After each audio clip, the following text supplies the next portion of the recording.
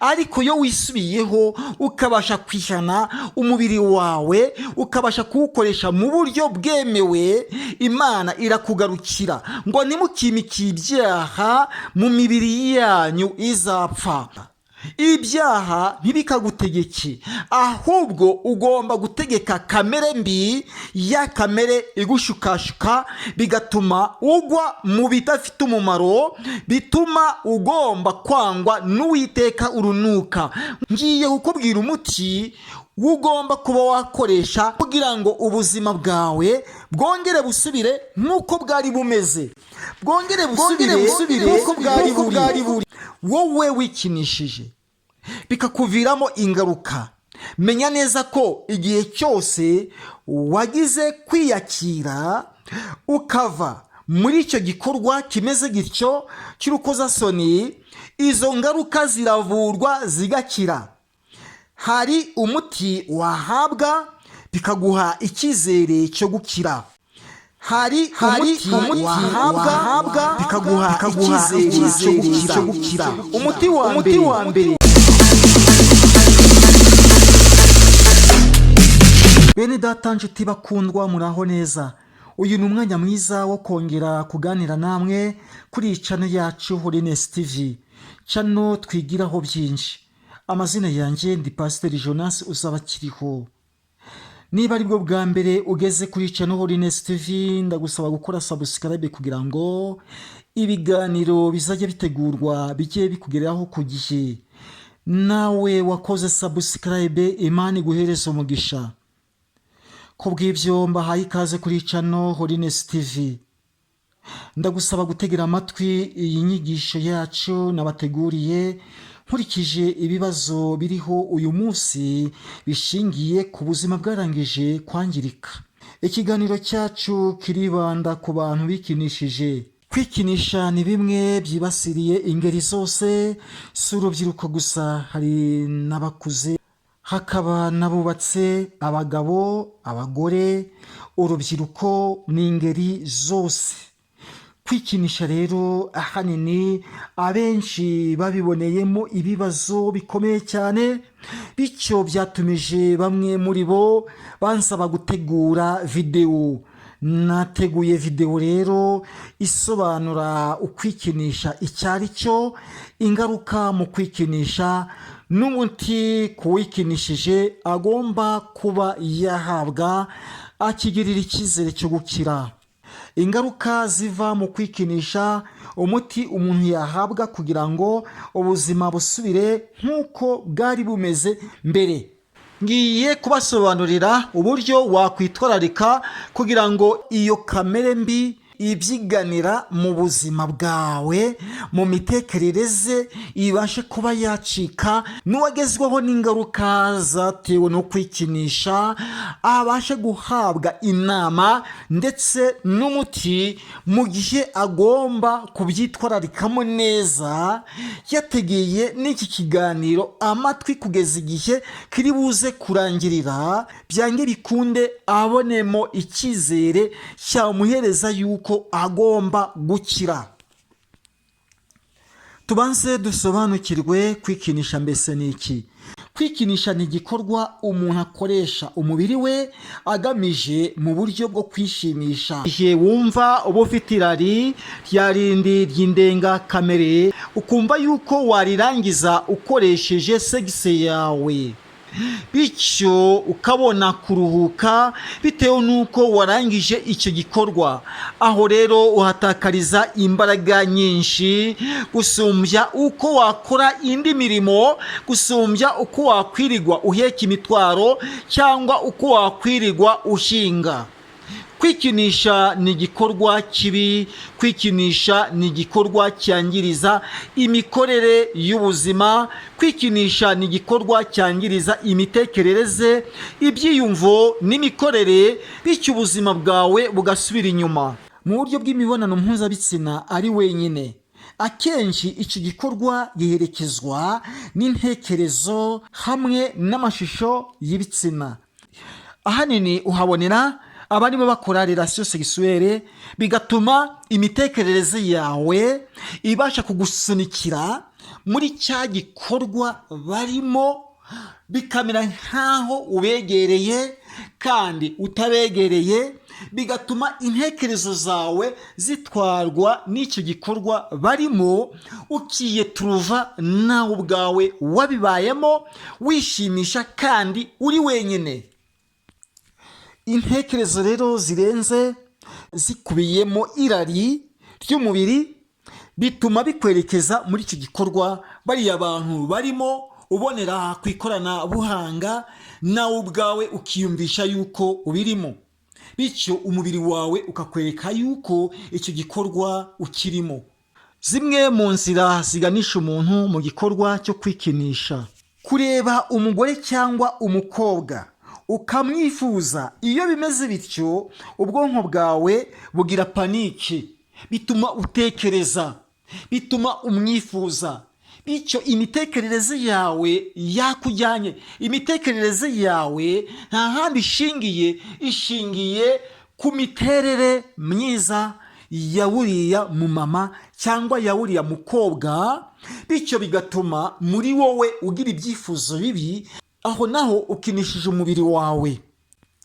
Impamvu biratuma utekereza, bitume ugira santima, bitume ugira amarangamutima akwerekeza mu bibi, akwerekeza mu nzira y'umwijima, aho wakinishije umubiri wawe, wakinishije imikorere y'ubuzima bwawe.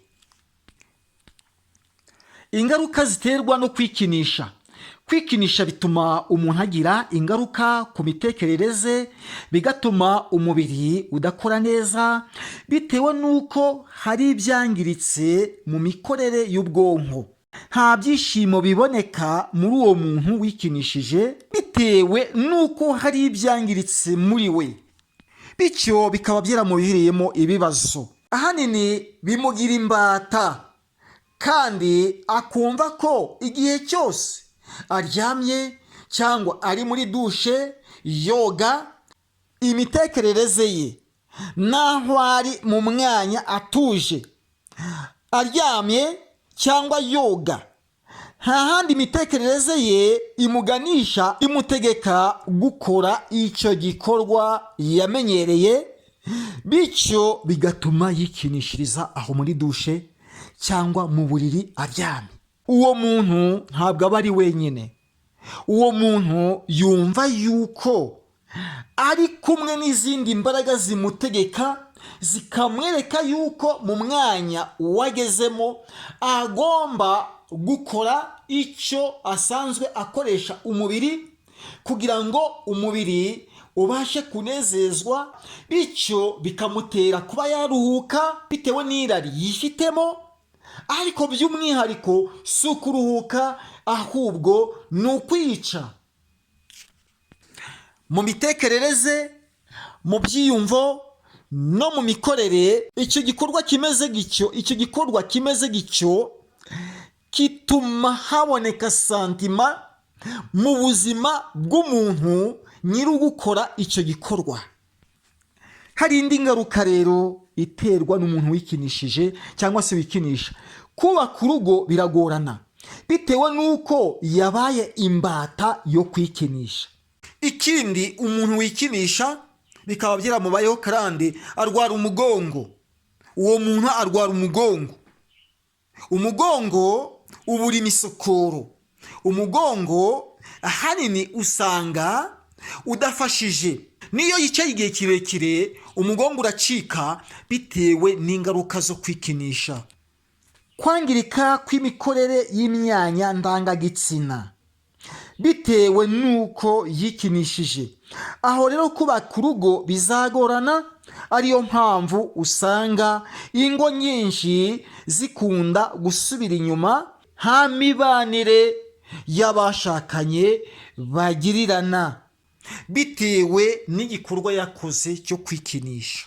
Indi ngaruka ikomeye cyane, bigutera kuzinukwa n'Imana, umeze atyo bitewe n'uko yitunganyiriza imigambi, bigutera kuzinukwa n'Imana bitewe n'uko witunganyiriza imigambi. Aho niho Imana igera ikabasha kukwanga urunuka. Ariko iyo wisubiyeho ukabasha kwihana umubiri wawe, ukabasha kuwukoresha mu buryo bwemewe, Imana irakugarukira ngo nimukimikiye ibyaha mu mibiri yanyu izapfa. Oya, ibyaha ntibikagutegeke, ahubwo ugomba gutegeka kamere mbi, ya kamere igushukashuka bigatuma ugwa mu bidafite umumaro, bituma ugomba kwangwa n'Uwiteka urunuka. Ngwino garuka mwene data, ngiye kukubwira umuti ugomba kuba wakoresha kugira ngo ubuzima bwawe bwongere busubire nk'uko bwari bumeze, bwongere busubire nk'uko bwari buri. Ese izo ngaruka ubundi ziravurwa zigakira? Wowe wikinishije bikakuviramo ingaruka, menya neza ko igihe cyose wagize kwiyakira ukava muri icyo gikorwa kimeze gityo cy'urukozasoni, izo ngaruka ziravurwa zigakira. Ese izo ngaruka ubundi ziravurwa zigakira? Wowe wikinishije bikakuviramo ingaruka, menya neza ko igihe cyose wagize kwiyakira ukava muri icyo gikorwa kimeze gityo cy'urukozasoni, izo ngaruka ziravurwa zigakira. Hari umuti wahabwa bikaguha icyizere cyo gukira. Umuti wa mbere kwihana, ugakiranuka Imana,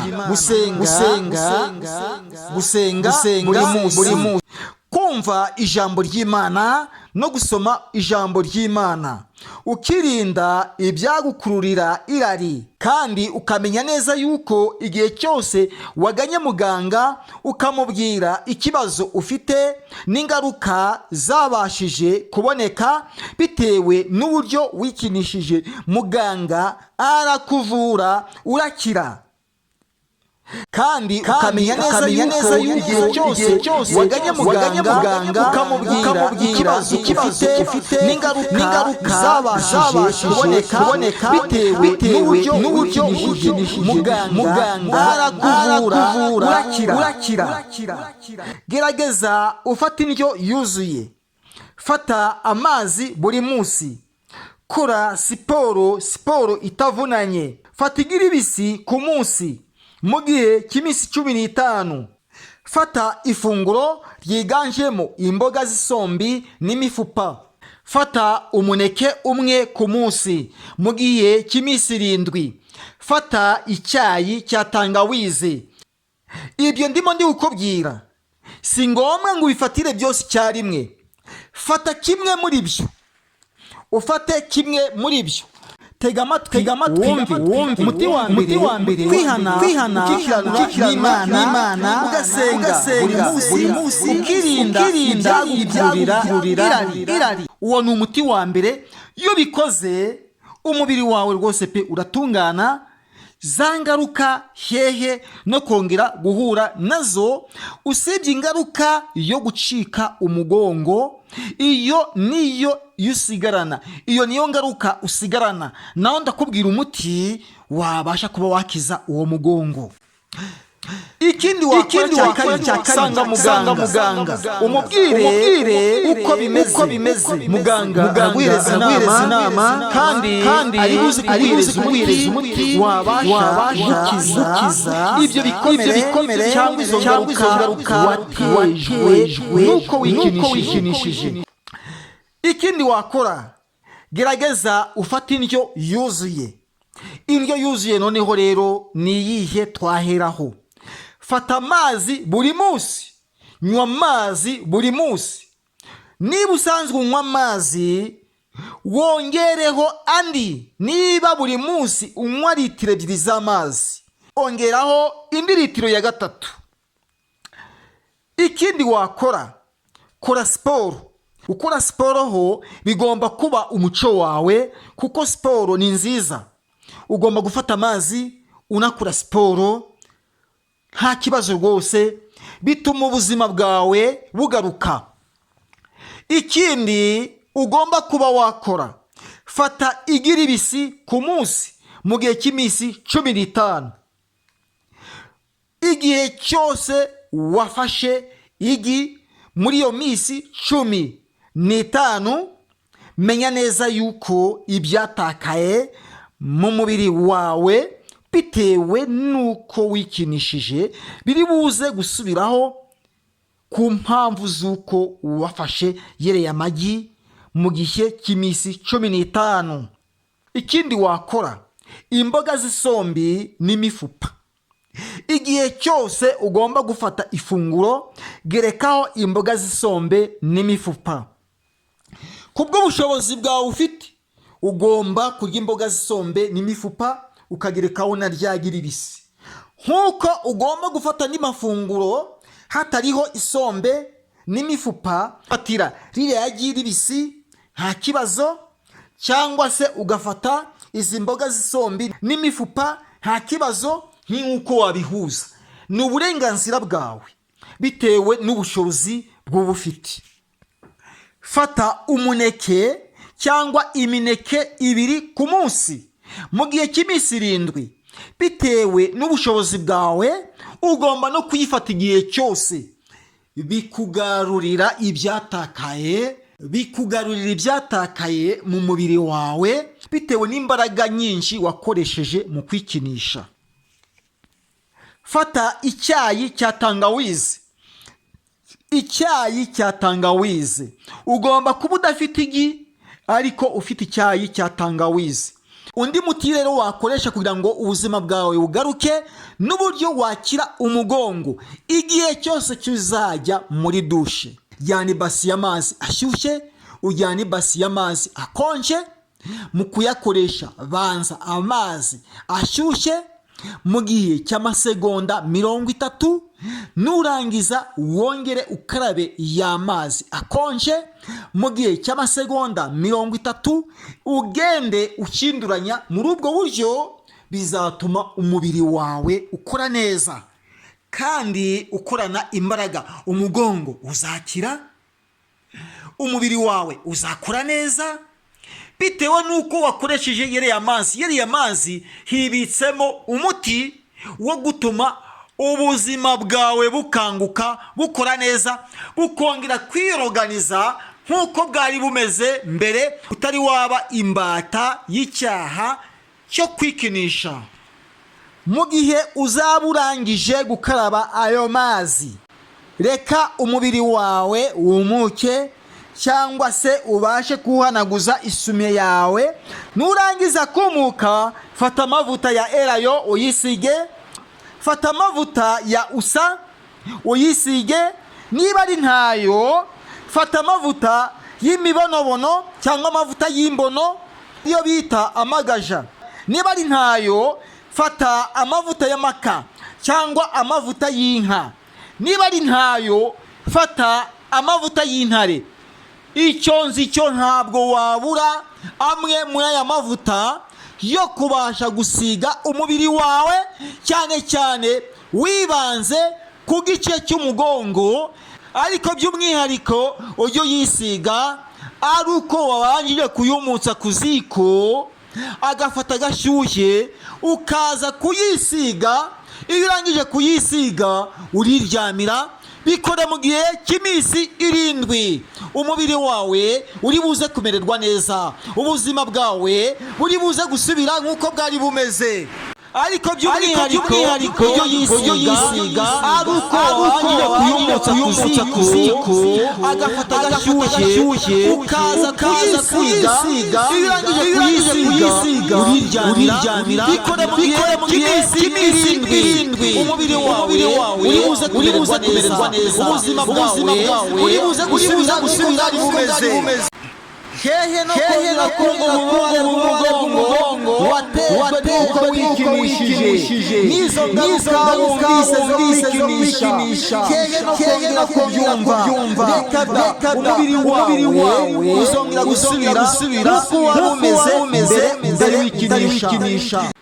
Nshuti mwene data, ibirenzaho gana muganga nubwo ijambo kwikinisha ritavugwa mu buryo buziguye, ariko muri Bibiliya hari amahame asobanutse. Mu Bakorinto ba mbere igice cya 6 umurongo wa 18, muhunge gusambana. Matayo igice cya 5 umurongo wa 28, urebye umugore akamwifuza, icyo gihe abakoze ubusambanyi bwo mu mutima. Abagalatiya ibice 5, Abagalatiya igice cya 5 umurongo wa 16, muyoborwe n'umwuka kuko aribwo mutazakora ibyo kamere irarikira. Inshuti bakundwa, ni muyoborwe n'umwuka. Mu gihe cyose muzayoborwa n'umwuka, nibwo imibiri yanyu izabasha kugendera mu buryo bw'umwuka. Nibwo imibiri yanyu izagenderwamo n'umwuka wera azayigenderera, bityo bigatuma muyoborwa na mwuka wera. Bavandimwe, hari inzira yo kubohoka. Menya neza ko Imana igukunda. Icyangombwa nuko watangira inzira yo kubohoka, ugahunga ibyo byose byangiza ubuzima bwawe, kuko nabyo ari ibiyobyabwenge. Mu biyobyabwenge, burya kwikinisha nabyo ni ibiyobyabwenge. Bisembura imitekerereze, umubiri wawe ugahuzagurika, bityo bigatuma utakaza icyizere muri wowe, bikakuzanira kugira ipfunwe mu rugo rwawe. Kurikiza iyi gahunda, icyambere nuko wabasha gusanga Imana, Uwiteka Imana akabasha akabasha kwemera, akabasha kuzana mu mukumbi wayo, bityo nawe ukaba umwana w'Imana nyakuri, ukareka gukora ibyangwa n'amaso y'Uwiteka.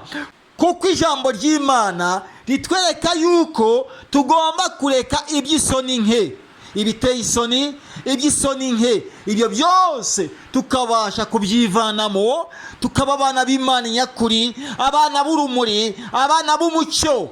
Umwana w'umucyo ntabwo akora ibyo abana b'umwijima bakunda. Icyo gihe ababashije kwitandukanya n'Imana, akinjira muri bya bindi by'ubuhenebere, nawe akaba umwana w'umwijima. Oya, ngwino garuka, winjire mu mukumbi w'Imana, ukiranuke, ubohoke n'icyo Uwiteka Imana gushakaho.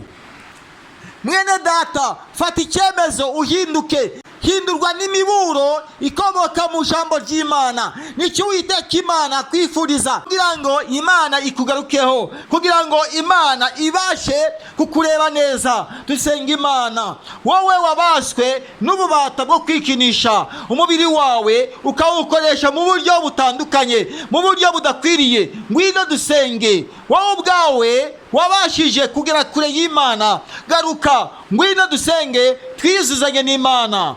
Mana yacu, turagushimye, uri uwera, uri Imana nziza, uri Imana ibabarira. Mwami, bagenzi banjye, inshuti n'abavandimwe bumvise aya magambo, imbuzi, kugira ngo babashe kukwegera, maze babashe kubabarirwa nawe. Mwami Yesu, barihaniye, ubashe kubabarira, ubagirire neza, imibiri yabo ibashe kuyoborwa n'umwuka wawe wera. Ni mu izina rya Yesu Kristo umwami wacu. Amen. Amen. Amen. Amen. Amen.